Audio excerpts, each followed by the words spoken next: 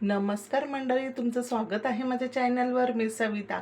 इथे एक वाटी रवा घेतला आणि बारीक रवा घेतला बरं का. आणि बारीक रवा नसेल ना, जाड रवा मिक्सरला लावायचा. ज्या वाटीने एक वाटी रवा घेतला ना, तीच वाटी अर्धा वाटी मी इथे दही घेतला. आणि आता आहे ना, दही रवा एकत्र करायचं आणि व्यवस्थित त्याला आहे ना मिक्स करून घ्यायचं. आणि जेवढं मी दही घेतलं ना, तेवढंच पाणी घेतलं. आता हे ते पाणी पण इथे टाकलंय मी. दहीची वाटी होती म्हणून ते पाणी सफेद दिसतंय बरं का. आणि ते आता पाणी टाकून ना व्यवस्थित मिक्स करायचं आहे आपल्याला. छान इथे मिक्स करून घ्यायचं, कारण की ना आज मस्त रवा इडली बनवायचं आहे. तर रवा इडली बनवण्यासाठी ना ह्या पद्धतीने आपण आता रवा मिक्स करून घ्यायचा. आणि इडली कधी खायची इच्छा झाली तर आता कधी तांदूळ भिजणार, मग कधीतरी अशी इडली करायची, पण खायला एकच नंबर. त्याच्यामध्ये बघा आता चिल्ली फ्लेक्स टाकली आहे, वटाणे टाकले, बारीक चिरलेला गाजर, बारीक चिरलेली शिमला मिरची. यात तुम्हाला जे आवडत असेल ते टाका, जे नसन आवडत ते नाही टाकलं तरी चालतं. चवीप्रमाणे मीठ टाकलं आणि व्यवस्थित छान मिक्स केलं. ही इडली खायला एकदम अशी हलकी फुलकी आणि हेल्दी पण बरं का. मस्त सगळं गाजर वटाणे वगैरे छान सगळं खाल्लं जातं, सगळं मुलांच्या पोटात जातं. आणि इथे सोडा टाकायचा आहे आपल्याला, अर्ध्या चमच्यापेक्षा पण कमी असा मी खायचा सोडा टाकला. चमच्याने छान मिक्स करून घ्यायचं आहे.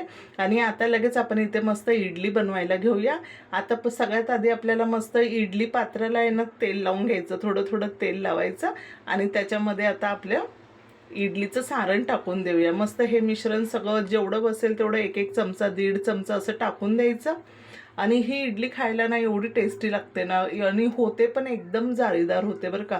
आणि खायला सुद्धा खूप मस्त सॉफ्ट होते, फुगते छान. आणि मुलांना बघा कधी कधी शाळेत द्यायचं असतं की नाही, काहीतरी आठवड्यातून एकदा दोनदा असं वेगळं द्यायचं असतं. भाजी चपाती नको असते त्या दिवशी, मग त्या दिवशी मुलांना काय द्यायचं, मग हे असं वेगवेगळं बनवून द्यायचं असतं. आणि घरातल्यांना सुद्धा नाश्त्याला असं बनवायचं, खूप छान लागतं.